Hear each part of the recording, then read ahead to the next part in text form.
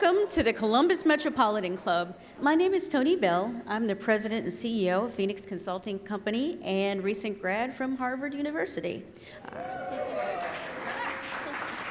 I love that because I watched Suits recently and I was like, ooh, yay. I'm also proud to serve as a board member of the CMC. It's a great experience, and if anybody's interested, we'd love to talk to you. I'm so pleased that you're with us today for this very, very special, fashionable forum for our annual Carol A. McGuire Legacy and Civic Engagement Fund Forum celebrating arts and culture. We'd like to say a big thank you to our sponsor, Carol A. McGuire Legacy and Civic Engagement Fund, celebrating arts and culture. And thank you to our wonderful forum sponsors, the Ellis, Live, and King Business Interiors. Let's do that one more time. You can do a round of applause. The Ellis, Live, and King Business Interiors. We're also grateful to the Center for Human Kindness at the Columbus Foundation and the Columbus Dispatch for presenting our live stream, which is being carried on our social media platforms. That's right, if you have your phones out, you should be on our streams. And let's thank everybody for supporting today's forum.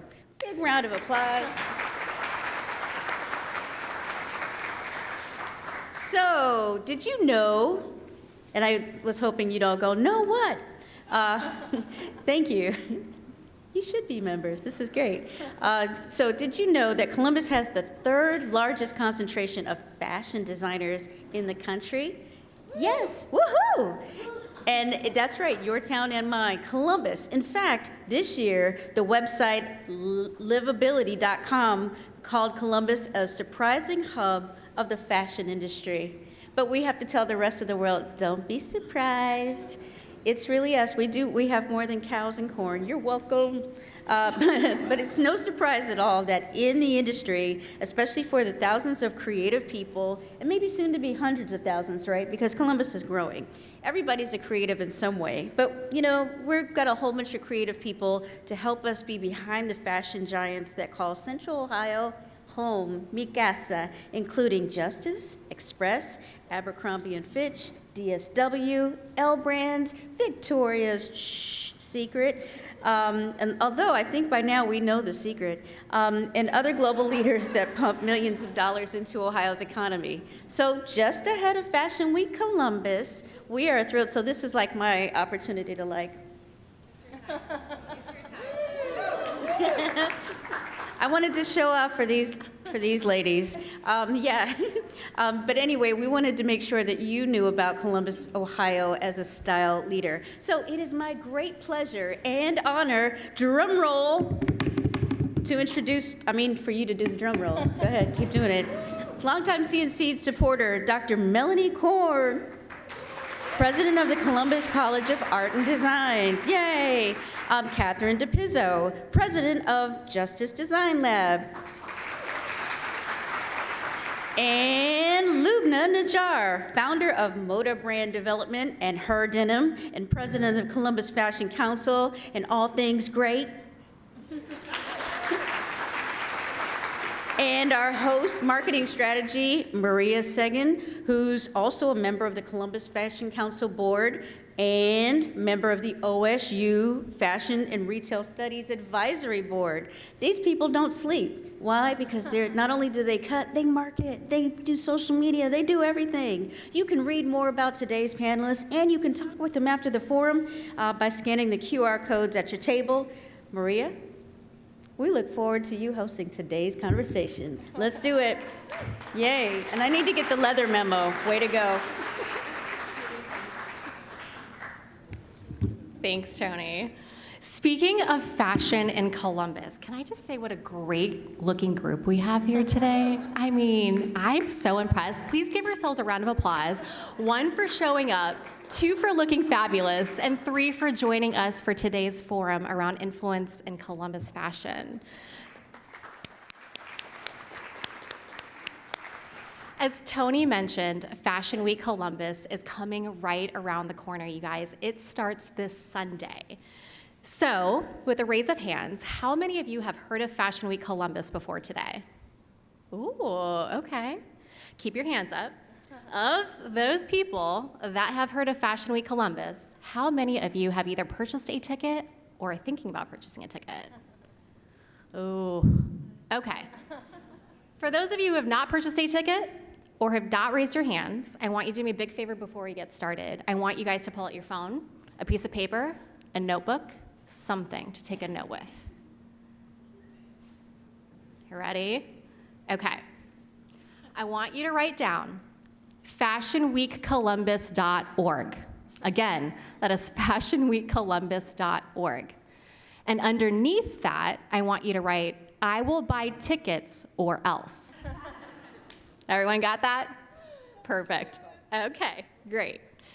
Now, before I jump into my first question with our amazing panel we have here today, I wanted to first point out this folder. Yes, it was holding my notes, but this is actually a letter of recognition from the Ohio Representatives, House of Representatives, that was presented to the Columbus Fashion Council recently by House Representative Dontavius Jarrells. This was awarded to the CFC for our commitment, I'm on the board, so our commitment to enhancing the quality of life of Columbus community through fashion. Now, before we get started, I just really wanted to reiterate that, a lot of the fashion and retail organizations, such as the Columbus Fashion Council, the Columbus Fashion Alliance, and institutions like CCAD have really been making huge, huge strides to change our community, to grow our community, and to bring our community together. With that being said, let's get started. Who's ready?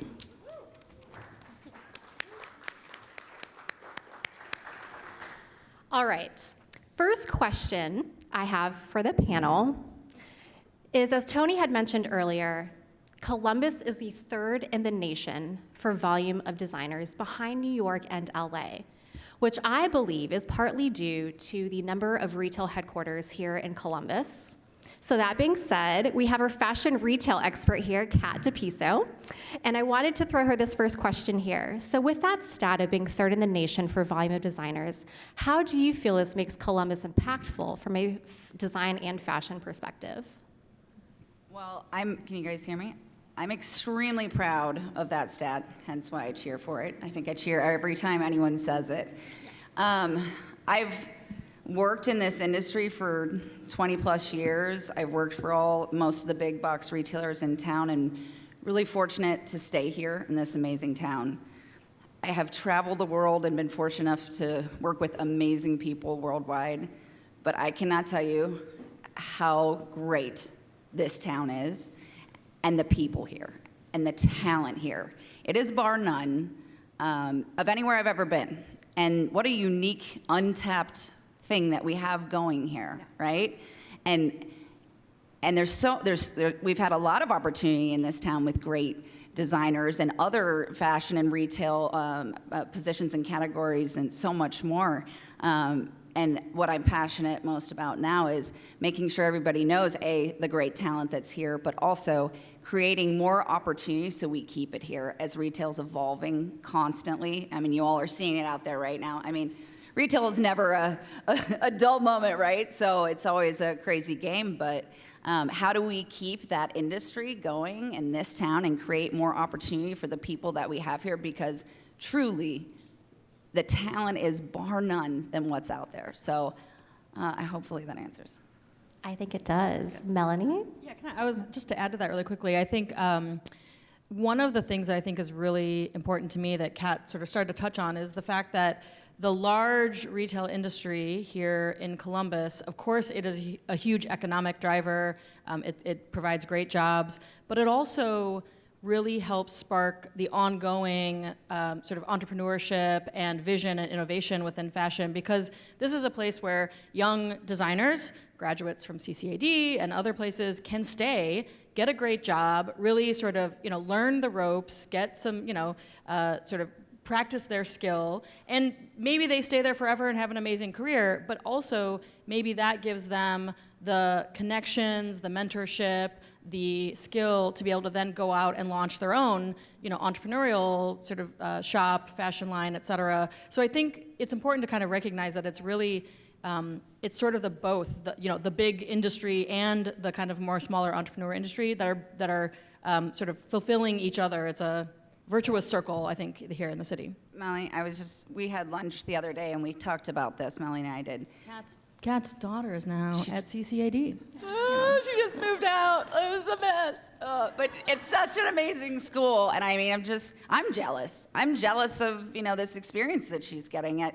And she's in animation. What a wonderful experience. I also went to Ohio State, had an amazing experience there. We have such great schools here. And then, we have these great big companies, of course, but to Melanie's point and to the work that I think the three of us, all four of us, and many of you in the room do here are things like, I'm part of the Columbus Fashion Alliance. And, with the Fashion Week that's coming up and all the great designers that you guys bring to the table, all the teaching that is done to cultivate this talent in this town, we got to start working now together to make sure that there are other ways and avenues to bring the talent to life and have opportunities that are more than just one, right? And I think it's happening, and there's a lot happening right now out in the industry in this town that is going to change the trajectory in the next 3 to 5 years for sure. So, Kat, what you're saying is, in 3 to 5 years, we'll be number 2 in the nation, number 1 in the nation. Oh, you right? know it. Okay. You know it. Okay. I'm counting on it. When that happens, I'll do cartwheels. How about that? Okay. You heard it. You heard it here, you guys. It's on tape. Don't tempt me. All right. Our next question is a hot question, and one I'm sure everyone has, either been involved with or have heard about. But sustainability, really, really big priority globally, not even just nationally, and it's also a big priority in fashion. So sustainability being a hot topic in the fashion industry, I'm going to throw this one to Lubna to start with. Her actually did a sustainability panel last November, and it was amazing. So she is a powerhouse there. But my question for you, Lubna, is how do you feel Columbus is doing its part to help the cause of sustainability from a fashion perspective? And what steps can everyday consumers take to aid in sustainability efforts? That's a great question.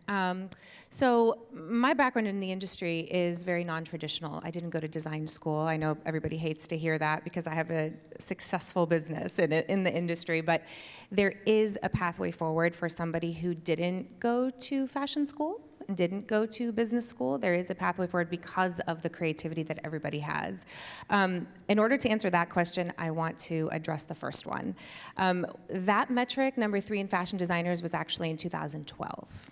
So that was a while ago, pre-COVID, pre-thousands of layoffs by the corporations in our city, pre-everybody leaving the community to live in cities they prefer to live in, if you will, to keep designing for these bigger corporations, which is all part of our, it's our part of our economics, right? Economics drives our entire community. And what we do at the Columbus Fashion Council is we've taken exactly what Dr. Korn said. It's the designers, the entrepreneurs, and we've essentially positioned them by way of support of not just private companies in our community, but the city of Columbus and the county commissioners with not just their presence and support, but with their monetary dollars to help support these programs, to say to a creative, it doesn't matter where you come from or what your educational background is, Columbus truly is, as the mayor dubs it, an opportunity city.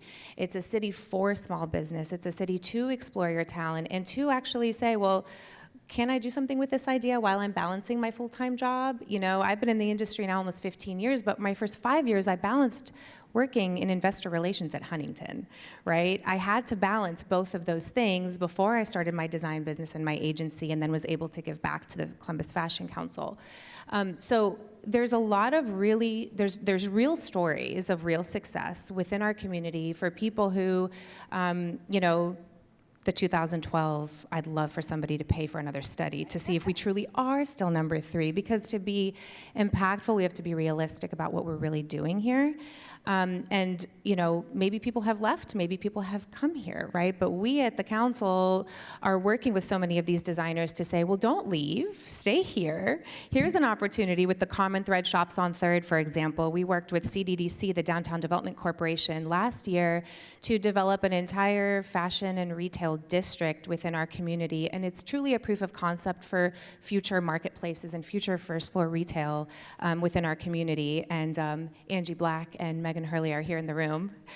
We work very closely on that program, and it's an extremely exciting time. But to the point about sustainability is extremely important. All of that history matters because now Columbus is looked at as a leader of this entire thing, right, outside of the city. Are you guys familiar with the CFDA, the Council of Fashion Designers of America? Are you familiar with them? Have you ever heard the CFDA awards with all the celebrities that get all those really cool awards? Okay, that's the CFDA.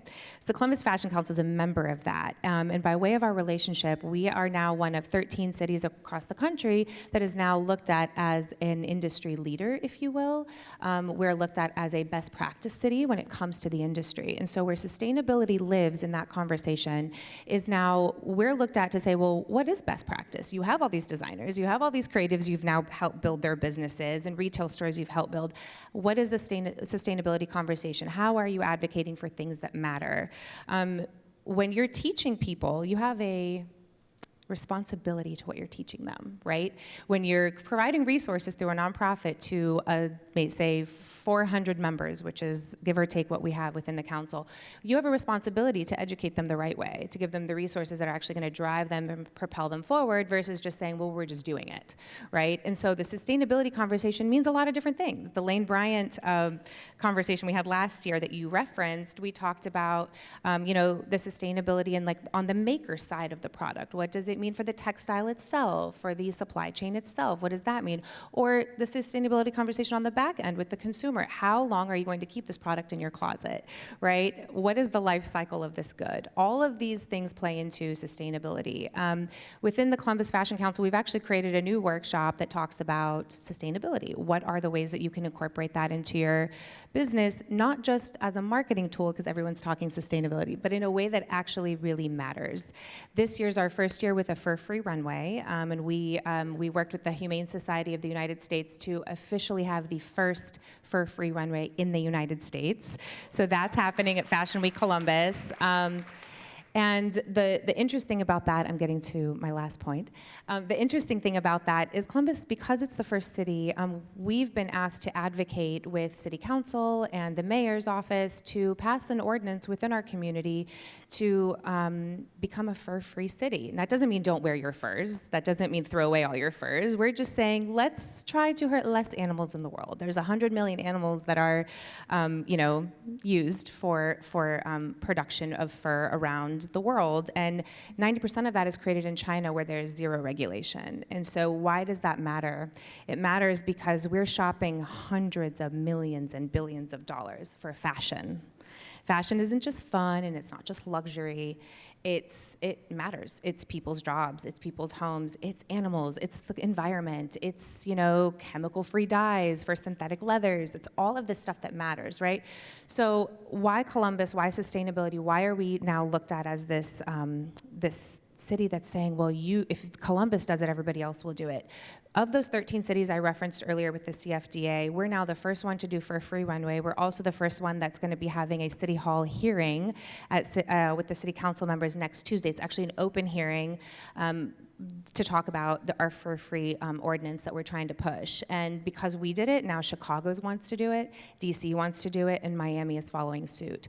So it matters what we're doing here. People are watching, people are learning, and it's not just because of our retail corporations and because of our schools and our talent. It's because we're having these conversations, and we're having people that are actually interested in these conversations, because fashion isn't just shopping and fun, it's business, it's people, and it's lifestyle. So it's a big answer, but I wanted to answer the first question too, because I didn't get to.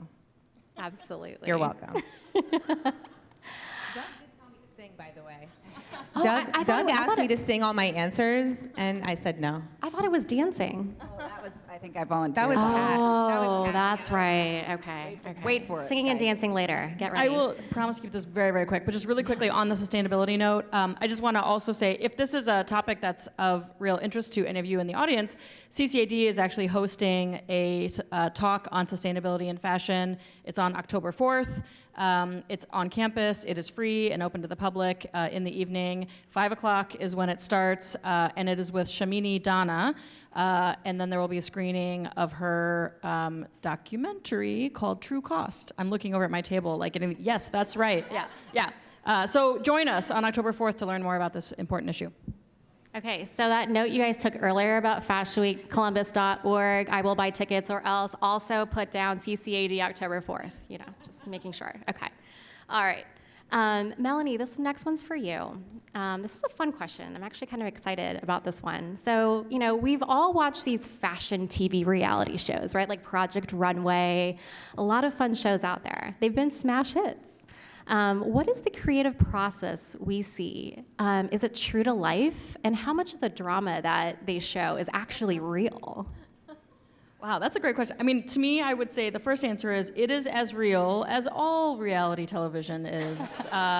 It is as real as WWE is wrestling. It is, I think there are certainly elements of it that are real. And, of course, Project Runway started, 20 years ago now probably. And it started, at a fashion school with a real fashion instructor. We all know Tim Gunn from Project Runway, but he was a teacher of fashion, design at a college like CCAD. And so, yes, there are certainly elements of it that are real. I think,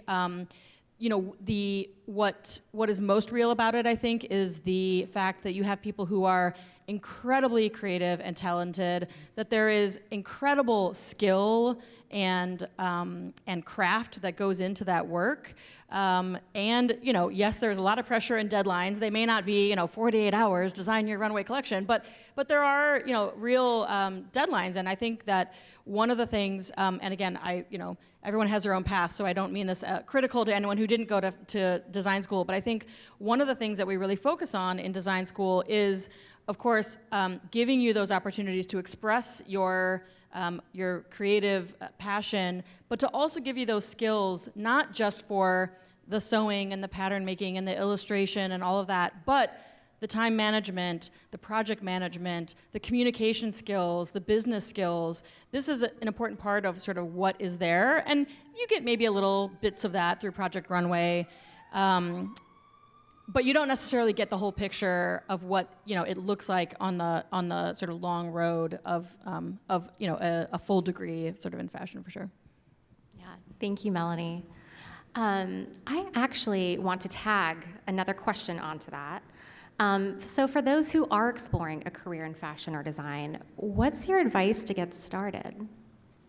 Well, we have a lot of great opportunities around the city, and I'll speak really quickly and then throw it to Kat and others, because I feel like we've got, all of us up here have a whole list of opportunities for people. So I think at CCAD, you can take classes as a non-degree student, so there are always opportunities there. We do other kinds of professional workshops and things. So come to CCAD and check out what we're doing and talk to us about how to kind of get involved in that way. But I also know that we have a lot of resources here in the city who really focus on providing opportunities for skill development. Also, for not just the sewing skill and the pattern making skill and the design skill, but the business skills as well. So I would turn it over to you to pass that on down the line. Sure. I mean, it's a great question because I think, how many people in this room maybe at one point thought, I want to be in fashion? Anyone? No? Yeah, some? Yeah? I mean, at some point, I would draw and paste. I was really not great at all of those things, to be honest. So the fact that I went into the industry was so funny. But I glue and tape and make doll clothes, and my mom would get mad. But I went into business, right? I was like, that's what I have to do. My mom's an attorney and a CPA. My dad was in business, and so but I loved the industry. I loved it. I loved clothes and all of that. And I tell that story because I started at OSU in business, and I found at the very last page there was a book. Then there was, this is like analog. At the very last, section was textiles and clothing product development and their fashion program. So I switched. I took a leap. I had no idea what it entailed to be in the industry. Forget just design, right? Like merchandising, sourcing, marketing. I didn't understand anything about it.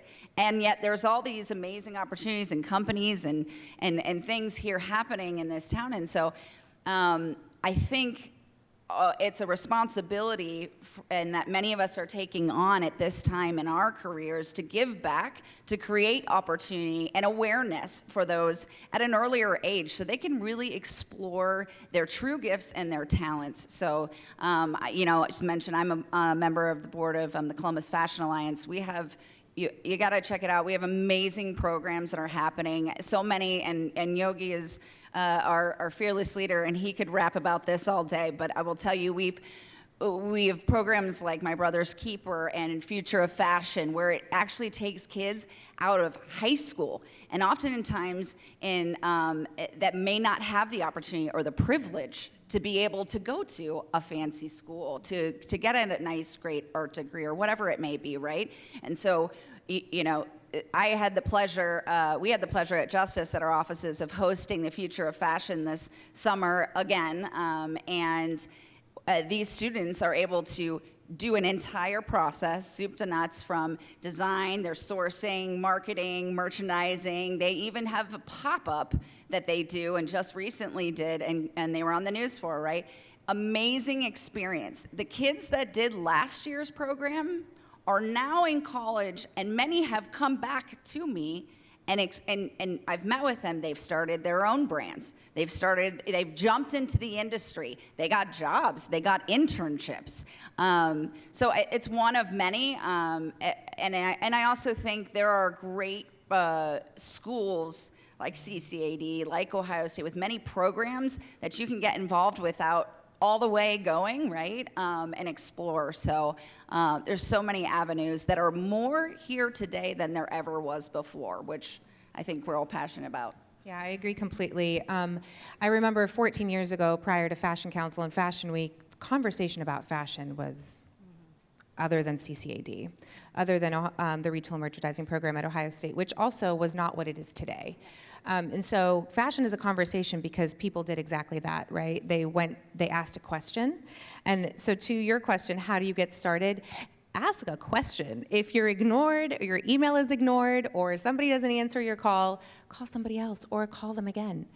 I mean, honestly, and I think so many people just think that there's such a really high barrier to entry within the industry, and maybe it is in the larger markets, but not in Columbus. Columbus, because all of these organizations in this panel are nonprofit organizations, right? School, I mean, not Justice Lab, but CFA, CFC, they're nonprofit organizations. The reason they exist is to service the community and to answer the questions and to be a resource to people that are just interested.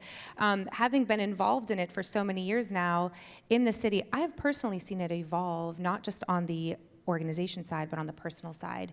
More people are comfortable saying, well, this is just my side gig, right? Like, I do this for fun.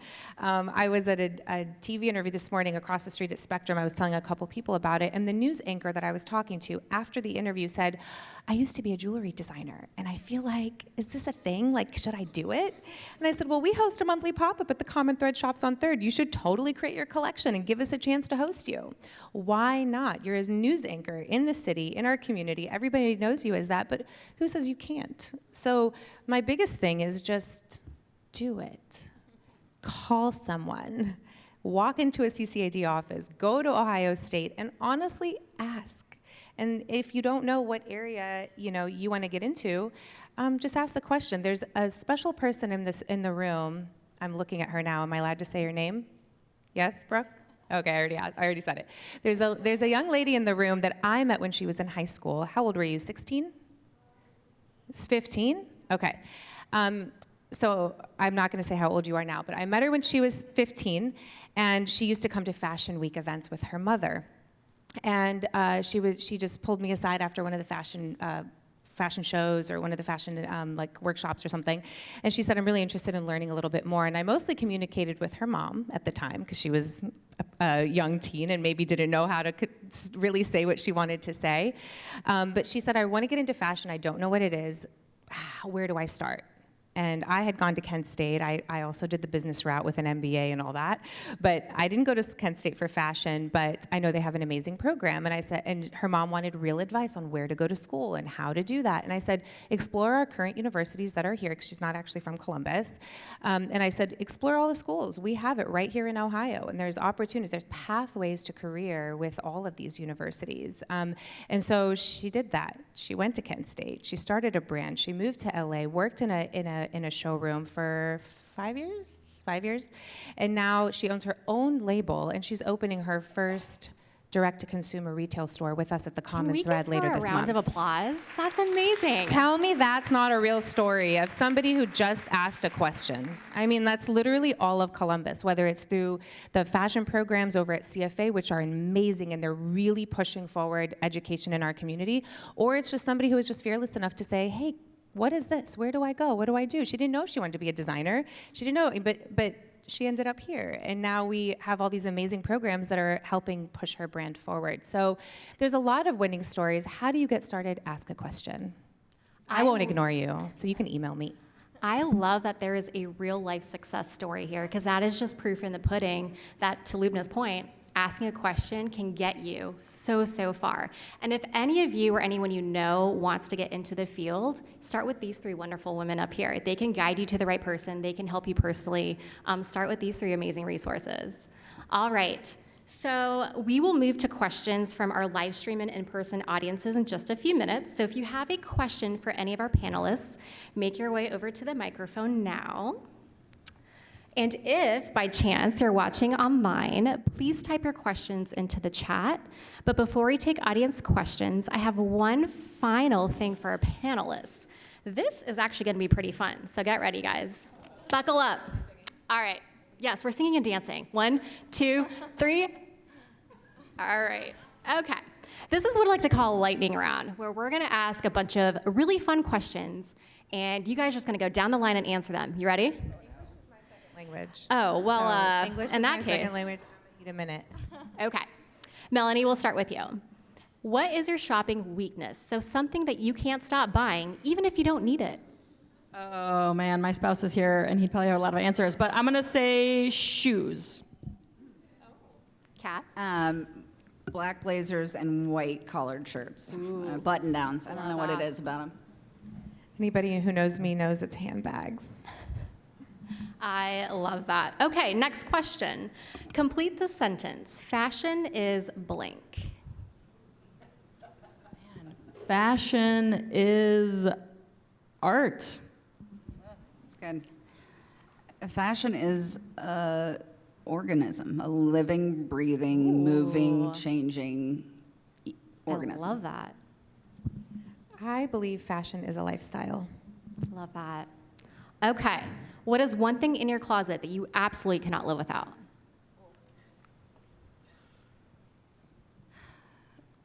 Really good pair of blue jeans. Ooh, nice. Yeah, I got a Levi's Biggie denim jacket. I worked at the Levi's floor for many years when I was like in my teens, and yeah, you know what I'm saying, yeah.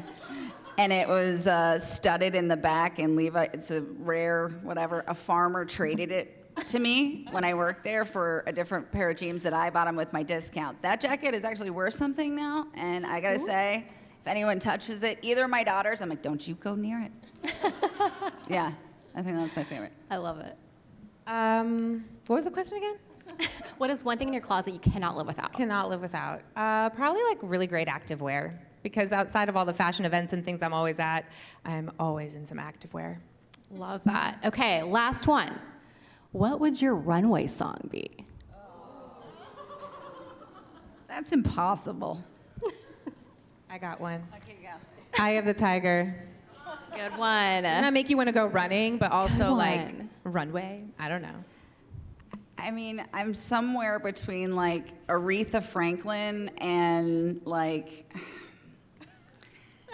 Tupac, maybe. I mean, like, I got so many in here. I'm married to musicians. You gotta know there's like, I could go so many routes on this. Yeah. Wait, Kat, is not OAR?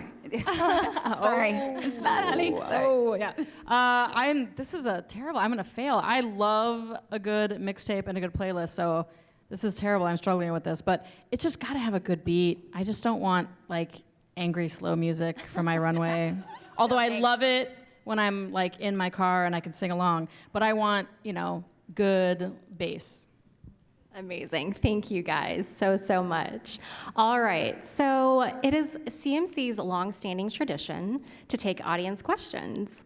So Mantra Moody with CMC will be curating questions from our live stream audience. For those of you with us in person, please join Mantra at the microphone. And out of respect for others, just make sure that you're keeping your questions really succinct and short so we can get to as many as possible. And then also, are we ready?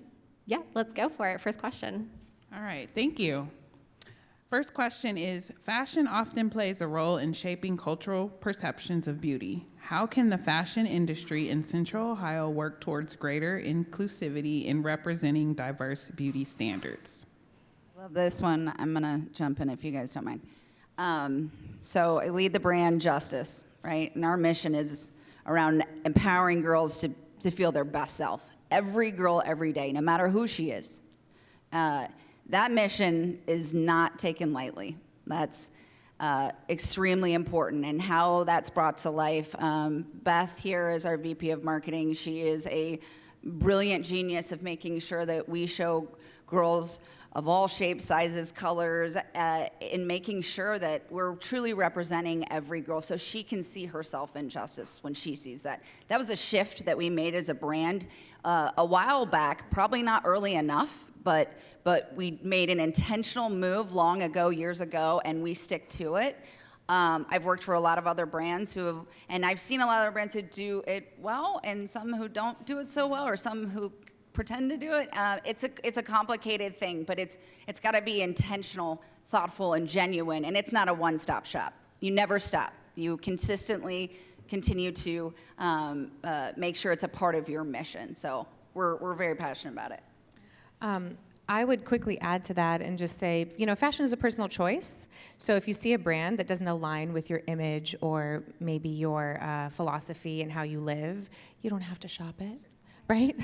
But I think that culture and fashion is they're literally like best friends. They're married forever. It's a commitment without divorce, right? It really is. Fashion is your personal choice. You can choose a brand or you can not choose a brand. By choosing a brand, you're spending money with them, which ultimately means you are giving them money to continue to do what they're doing. A brand like Justice, I know exactly what you're talking about, and I actually remember that super shift because my kids were younger then. But ultimately, fashion is a choice. So if you don't align with a brand's mission statement, if you will, or even just their image, just don't shop them. It's the best way to show them you don't support what they're doing, right? Yeah. And with Fashion Week, we've seen so many amazing designers come through. One of our events of the week, it's on the Tuesday of Fashion Week. It's called Passport to Fashion, and it's called Passport because we bring international brands into Fashion Week. And so what's really cool about that is you'll see these amazing saris going down the runway, and you see these really just different cultural pieces that are represented in Columbus, the cultures that are represented here. So fashion is a choice. You buy what you believe in. And as a designer, if you are creating something that you want people to shop, it's your choice whether you want to include everybody or not, But the way of the world is we are all becoming one. And if you don't get on that train, your pockets will hurt because people won't shop you. So. Yeah, and I would say that I think that also can start with the educational systems as well. I mean, I used to work at a different art and design college, and for many years, the fashion program, the senior collections had to be women's wear, and all the models in the show were, sort of the typical models. And I was really excited when I got here to CCAD and saw that our fashion program was much more expansive in the students being able to design for whomever they wanted, kind of what they wanted, reflecting their own diverse backgrounds. And we always have senior collections every year who are exploring issues around, gender identity, around, again, different cultural backgrounds. And our models, in fact, are CCAD students who come in all shapes and sizes. And so it's really amazing to see a super professional, New York style runway show with, a sort of wide variety of student work and people walking the runway. So come to that also. Write that down. It's in May. Add that to the list. Thank you, guys. That was an amazing question. Next question. I'm Carol McGuire. Thank you all for being here. It's been an interesting conversation. Fast fashion has been a movement for a while, and two stores that I can think of, Zara's and Uniqlo, come to mind. It has created a bit of a dilemma and a problem as far as the disposal of clothing. My understanding is that clothing constitutes the number one landfill items that are populating landfills in enormous numbers. What do you all see as the responsibility for the industry in trying to mitigate or abate some of that issue? That's a great question. Thank you for that. And it speaks to your sustainability question. The life cycle of that product is very short, which is why it's in the trash, right? It's very cheap. We won't name the brand names, but they're quick to your front door. They're 2-day shipping. They are most likely, I hate to say, but flammable more often than not. And so those are, there is a fear, right? And a lot of times it's an affordability piece, right? Let's be realistic. Not everybody can afford a $120 pair of sustainable denim that's made with organic cotton. Nobody can, a lot of people can't afford that. And that's the reality, right? Again, back to the choice piece. The responsibility is 1,000% ours as being industry experts, if you will, to talk about why that matters. If we're helping brands grow, if we're educating students, if we are training young people to get into the industry, they need to understand where their textile is coming from, where that fiber came from, how much water it took to make that product, what the dye that was used, how much shipping and freight was coming from whatever international country it came from, right? All of those things matter, and it's really, to my understanding, and Dr. Korn will have a lot to say about this, it's education. They need to understand the global impact. We all do, companies that currently exist and companies that will exist in the future. There has to be a movement, and we can't do it all together at the same time, but we can do it one by one, and we can continue to talk about the impact and how we're saving, why this brand is saving 37% more water than this one, and why that water matters, right? Because maybe it's created in a country that is struggling for clean water, but you're using that water for a product that's gonna be thrown away. So these things matter, and you don't wanna scare people, but you have to educate them. So I think we have a huge responsibility, and it starts with education. I totally agree. I think, in terms of, again, educating our designers and everyone else in the fashion retail industry, making sure that we understand those issues. But also I think in terms of educating the consumer, yes, there are certainly plenty of folks who can't afford the $50 t-shirt and, they're gonna buy a $5 t-shirt. But I think it is within our industry to be able to say, we are going to include on that $5 price tag the actual true cost of that garment in terms of the environmental impact and everything else. And so for those of us who can, rather than buying 10 different $5 t-shirts because we are told to consume, and we like to buy things, instead just buy the $150 t-shirt, and maybe we would be more compelled to do that if right there on that price tag we saw, oh wow, yeah, it's costing me $5, but it's costing the earth, $120, and that might make an impact. Thank you, Carol, also for sponsoring this panel today. Really appreciate it. All right, next question.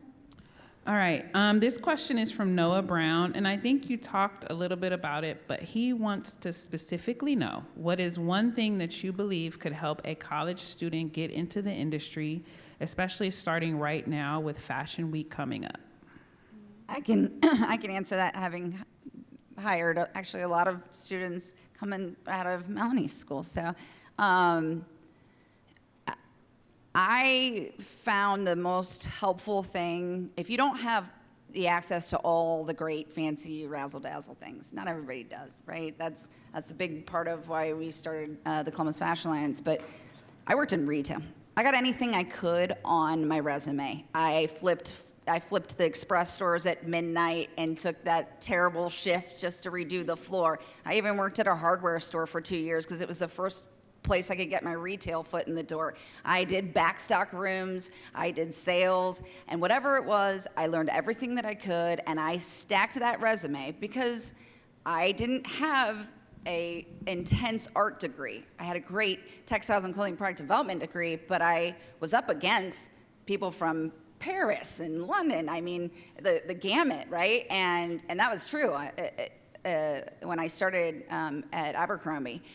But it was the experience, the education, the tenacity that I had showed that I could. And then you know what it did for me as I got later in my career. Not only did it get me in the door for the interview and the conversation, but it later in life taught me that I knew how it was put on the floor. I knew what it meant to stock a back room. I knew the time it took. I knew what people went through when they were having to, sell something, and the complexity of the visuals on the floor. All these things that go into running stores, that going into selling product, making great product that last. It built my background so that I was really well-rounded and armed and dangerous. So get the experiences, put them down no matter what they are. I don't care if I only did a couple of those floor sets. That was on my resume, to get me to the next. I'd love to add to that really quick, because the last part of his question, thank you, Noah, for that, is on the heels of Fashion Week. A lot of our events are free. So if you're down the street at Ohio State or down the street at CCAD, we actually give a $5,000 scholarship to a CCAD student as part of our mission with Fashion Council. So if you're at CCAD, we have one of our events is actually at your school on Thursday, Philanthropy Meets Fashion, where you get to meet Project Runway All-Star Praje Oscar. And so he's our headliner this year. So a great free way, and Suzanne is in the room somewhere, a great free way to get engaged with the fashion community locally is on the heels of Fashion Week, come to the free events. There are also student tickets to a lot of our events as well. So fashionweekcolumbus.org. We're a nonprofit, so I will push it as long as I can to help these designers get to where they need to go. But as a student with potentially a small budget, come to the free events and learn from the people that we bring to the table. We pay to have these people here, so come and learn from them for free. Okay, we have about 3 minutes left, and we have time for 2 quick questions. So. Renee Delane from Women Who Dare. Here's the scenario. Each of you has to design a runway for men or those who identify as men. Who would you choose to be the men that you would like? And please pick Timothée Chalamet as one of them.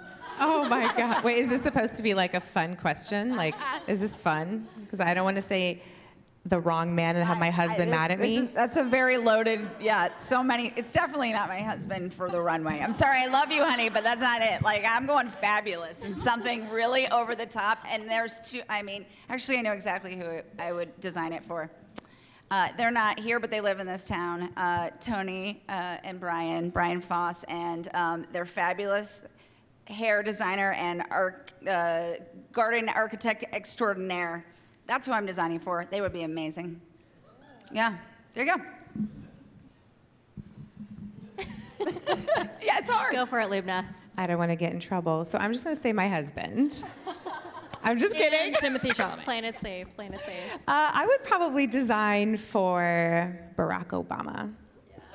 He just has a swagger about him, right? I mean, yes, he was in the great position he was in at one point, but he's also just an exceptional person. I would love to bring him to Columbus. So if you're watching, President Obama, we welcome you wherever the live stream camera is to Columbus so that we can dress you. Yes. And Michelle, her too. Bring Michelle. Yeah.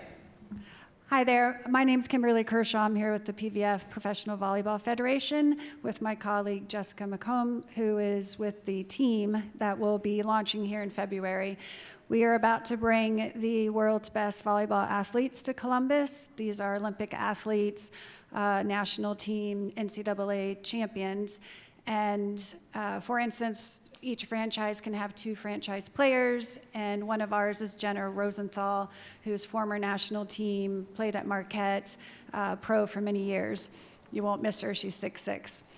My question is, as we bring these athletes to our community who are about to call Columbus their home, as experts on the panel, what would be the one organization or two that you would suggest for us to introduce them to as they come here and call Columbus home? I will just quickly say that you should introduce them to all three of our organizations, of course, but also we have so many great arts and culture organizations here, you know, the museum, Columbus Museum of Art, the Wexner Center, incredible you know, performing arts as well. I think there are so many things that I think part of it just depends on where their passions lie. Also, you know, again, all of us are nonprofits or representing nonprofits also, and you know, therefore we have boards, and we love to get sort of new community leaders involved, and you know, reach out in that way. Really quickly, because I know we're at time, I want to just say. Because you sort of mentioned volleyball, one of the really awesome things that CCAD has a great chance to do as well is work with community organizations and corporations on sponsored projects and classes, and we've done a number of them in fashion. We just this year have 3 more coming up. We're doing a really cool sort of design competition with Lane Bryant. We're doing this amazing project designing sort of concept quinceañera dresses, and one of them is with the U.S. figure skating competition that's coming to Columbus in January, and one of our students is designing an actual, or maybe just graduated, designing one of the costumes for one of the U.S. Figure skaters, and then the whole class is doing sort of concept work. So also reach out, because we could do some really cool you know, volleyball, you know, uniform and other, you know, kind of projects and stuff like that, and create some cool buzz around it. I wanted to quickly add, Experience Columbus is in the room, and they also connected Columbus Fashion Council to the Sports Commission, who's bringing them, and we're doing a lot of stuff over the next few months with the Sports Commission and all of the figure skating group. So connect maybe to CMC, quick shameless plug to the Metropolitan Club, because they brought us together, and they have these forums every week, so they're going to be bringing a bunch of different organizations together. So probably CMC, I would say. Right? Amazing. And then Thank you can connect guys all of us. so much. This was so amazing. All right, well, I wish we had more time. I feel like we could talk about fashion all day long, but we are getting the wrap-up signal, so I'm gonna turn this back over to the fabulous Tony for closing remarks. Thank you, guys. Thank you so much, Maria. I mean, give her another round of applause for all that energy. Well, I hope everyone found today's forum ruching. For those of you who know how to sew, I'm not one of those. It's when you overlay strips of fabric and you pleat them and gather them, and it kind of creates this ripple, like ruching. Yay! Okay. So, yeah, and I also learned, just ask. You buy what you believe in, and certainly when I knew I was going to be presiding over this forum, I was thinking about The Devil Wears Prada. And I was just, you know, I was like, I was waiting for somebody to say the line. You know, when Meryl Streep was saying, oh, but you didn't know that sweater, it's not just blue. It's not turquoise. It's not lapis. It's actually cerulean. So, I mean, this was more than cerulean for me. So I hope it was the same for each of you. And thank you so much to the Carol A. McGuire Legacy and Civic Engagements Fund, celebrating arts and culture, who is in the room. Thank you to our wonderful forum supporters, the Ellis, Live, and King Business Interiors. We also want to thank so much our virtual seat patrons, the Center for Human Kindness at the Columbus Foundation, the Columbus Dispatch for presenting today's live stream, and our very special appreciation to today's speakers, Dr. Melanie Korn of CCAD, Katherine DePizzo, Lubna Najjar, and our host, Maria Seguin. Man, this was spectacular. I'm going to do the replay. I'm glad we have this on YouTube. So please make plans to attend next week's forum, which is titled The State of the Workforce, Uncovering Ohio's Hidden Workforce, right here at the CMC, right here at the Ellis. for the CMC. And also, take a moment to answer the question, the very short survey that you'll find on our website, because we could not do this without you. Thank you for joining us, and have a really spectacular, ruching, and fashionable afternoon, everyone.